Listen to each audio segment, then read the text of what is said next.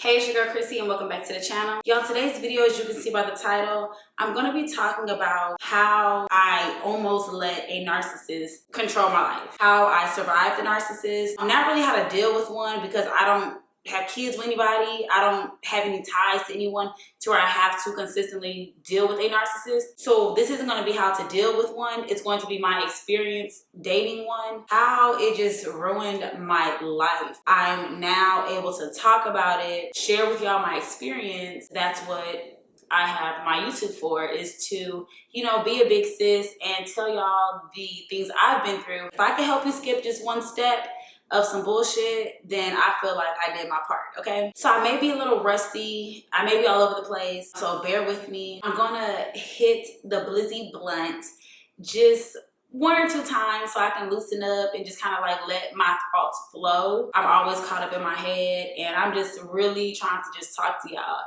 and, just be vulnerable. So yeah, if y'all partake, then definitely partake. Y'all know what's funny? It's funny whenever a girl has a backwood, it's always like, who wrote that for you? I don't know if it's a girl or if it's just me. Whenever anybody see me smoking a backwood, they're like, who wrote that for you? I'm like, mind your business. Just mind your business. That's all you gotta do. I'm like getting excited for this weed, but I'm really about to talk about something that really irritates the fuck out of me. This is gonna be the story time about how I met and dated a narcissist and all that came with that. So my disclaimers before I get started are basically just gonna be just me. Like y'all, if I'm being sarcastic or if I'm joking, that's just how I talk and that's how I get over my issues, is by laughing at my pain. I'm not laughing or joking to be insensitive. I'm speaking how I would talk to myself and how I talk to my friends and everyone around me. This is how I communicate. This is my ganter or the banter, whatever. This is my shit. This is how I talk. So I'm not trying to be insensitive or offend anybody if I use sarcasm or laugh about certain topics. That's just how I get over my pain. So I had a relationship prior. After I got out of that relationship was when I moved into my apartment, my old apartment. I was single for like 2 years in that apartment, living my best freak hoe life, okay? Elbows, freak hoes. I reached a point where I was like, you know what? Let me start going on trips. Like, let me start, catching flights, not feelings, like the real deal, But I met this guy on my trip to LA. I'm going to do another story time about why I don't really fool with LA. Like, I don't know what it is with that toxic ass city. I don't know. I just have bad, experiences out there. So I was already like, I don't know about LA. I met him through a friend or whatever. And that's really how I like to meet people, is just, I don't know. I don't like people to really holler at me. I like to just meet people from just small, close-knit settings, okay? Not like club, the intimate type stuff is where I feel most comfortable, being interested in a guy. Then when I, met him, he was fine. He was attractive to me at the time. And not even just about him being attractive, he had a charisma to him. I'm gonna be, telling y'all characteristics of how this narcissist trapped me, okay? So he had, a charisma to him. He was really not necessarily outgoing, but I guess you could say outgoing. He was talkative, friendly, a lot of energy. That's how he seemed when I first met him, real fun, funny, good time, blah, blah, blah. And immediately when I met him, he was very much interested in me, gave me all this attention, a lot of praise, oh, you're just so beautiful, all this little affection. I can't remember everything because the trauma in me, my defense to trauma is to forget shit. Very boyfriendish, very all over me. You know what? The term is cloud nine syndrome or cloud nine something. I'm gonna have it posted. But one thing that narcissists do is love bombing. That's what it's called. Always calling each other, always texting pictures, just being all affectionate, just, trapping my weak, broken, thought I was whole, thought I was healed ass. I can't speak for everyone and every narcissist situation, because I really don't know. This is my first experience. I mean, I can't help that he was fucked up. He's fucked up because of his upbringing. The trauma in me attracted me to him. It attracted that. Because I thought I was healed. I thought I knew what I wanted. I thought I knew what I was doing. I thought I knew what red flags were, and I didn't. Like, I really haven't had much experience dating. It was a lot of things in me that attracted him to me that I didn't realize till after the fact. My attachment issues, abandonment issues, basically overall daddy issues, okay? Like, when y'all grow up, don't have no daddy. Like, don't have no daddy. Like, upbringings are everything. Anyways, I'm gonna not make this story time so long, but I do want to give y'all some details. The relationship moved pretty fast, so we decided to, you know, be together, be a couple. We decided to be a couple, like, whatever the fuck that means. Like, it's just so funny because hindsight is everything, and I had to go through this stupid ass relationship so I could be this boss ass person that I'm gonna be. And another thing I would say about the relationship and like just being with the narcissist, my life literally was like going like this. And as soon as I met him, it literally, like, it didn't even plateau. The shit didn't even plateau. It was like drastic, motherfucking. You know what? It wasn't even like this. It was motherfucking nosedive. Like, this person, nothing about him elevated me. I didn't see that at the time. I looked at a picture that me and him took towards the end of the relationship. Just looking at myself, I was like, ew. Like, how would I ever, like, what would ever possess me to wear this out? Like, why did I look like somebody's tired ass mama? Like, I always say I look like a mama. But I was not giving MILF, okay? I was not giving MILF. I just wasn't. I looked horrible. I thought that was normal. I thought, like, oh yeah, when you get in a relationship, you know, you get comfortable, you get homey, like, you know, you get in this, like, I don't care how I look moods, like, you know, like you don't care about doing your hair all the time. Like, I thought that's like normal when you're with somebody for a little while. Like, you know, you just get comfortable. When you're with the right person, it's not about looking comfortable around them. Like, yeah, we can all not wear makeup and not wear weave and lashes around our dude, but it's more so about feeling good enough to, like, just always care about your appearance. Like, I never leave the house looking any kind of way. Like, I'm always looking presentable because I feel good inside. When I was with him, all of my self-esteem plummeted. So towards the end, I started like seeing like his true self be revealed. And that's one thing with a narcissist, is that they know how to put up a whole facade, a whole motherfucking character, like be a whole different new person, because they're like a chameleon. They're gonna fit the mold of whatever you want them to be. So if they choose you, like if they seek out and choose you to date or to basically fuck up, you know, to prey on, they're going to become or portray that they're this person that you like, you know, so you can like them. Instead of being whoever the fuck they are, but they don't know who they are because they've never been like allowed to be themselves because of their trauma, because of their abuse from their parents and their life experiences. So I feel like they don't really know who they are. They'll fit to be this person of, you know, what they think they want, but they can't keep that up. They can't keep up that persona, you know, because they're acting. Eventually, the real them will be revealed, slowly but surely. His temper was being revealed. His meanness was being revealed, you know? And I just excused it for a lot of things. Like, he will be like, oh, well, guys from LA, you know, people from LA, we're just more rough. Like, this is just how we speak to people. Like, just, I don't know, just some weird shit. Just, like, explaining, like, how he's a fucked up person, trying to excuse it. Another sign about this narcissist, he was a liar. Like, he just was a liar. He will lie about stupid things, anything. He'll make up a fucking lie. Like, make up a fake ass story to just tell me a lie. He was a big liar, just not a person of any morals, you know? Literally stood for nothing. Emotionally unavailable, but not emotionally unavailable in like a sense of not being in the relationship, because he was trying to be present in the relationship, because that's how you keep reeling me in and keep me there, is by seeming like a boyfriend that cares and seeming like you love me. When I say emotionally unavailable, like emotionally detached, like lacking empathy. You know, like if I was to watch something on the news about something sad happening to someone, I'm gonna be like, oh my God, like that's so sad.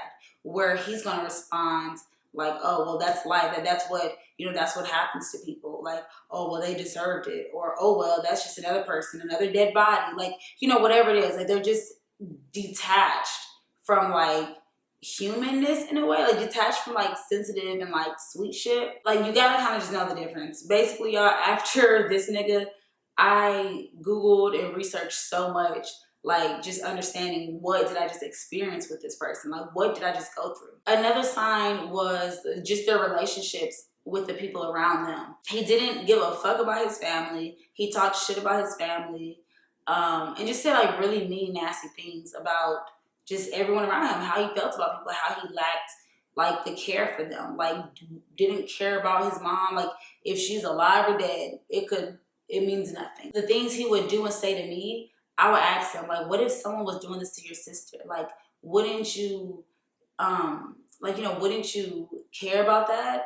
And just like, well, that's her. That means she got herself in a stupid situation.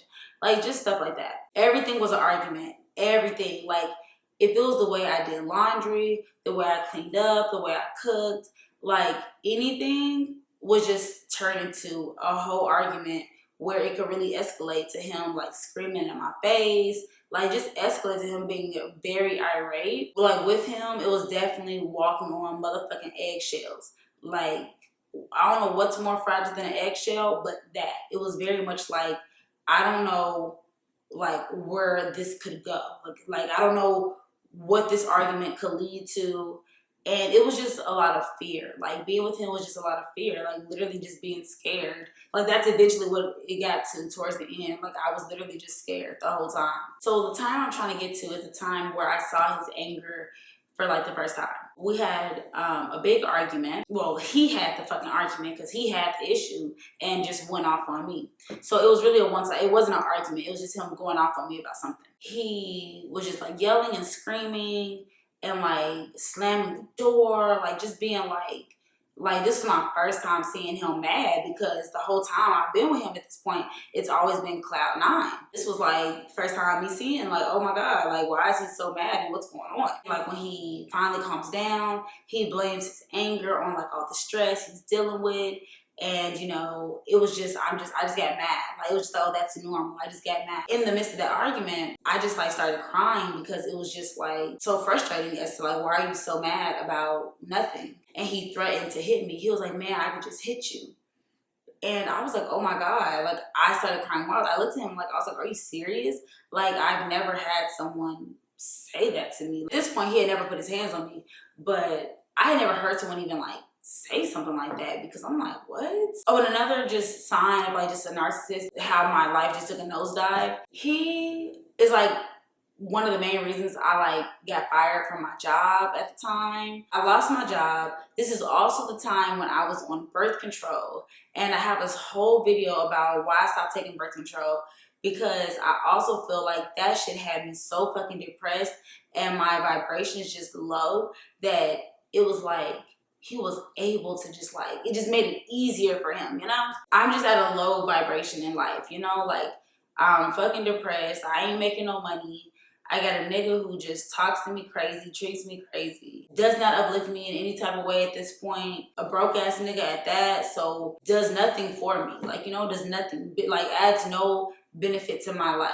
But I wasn't seeing that at the time because my trauma and my Stockholm syndrome and abandonment issues and attachment issues is keeping me like locked in with him. I'm making excuses for everything he does.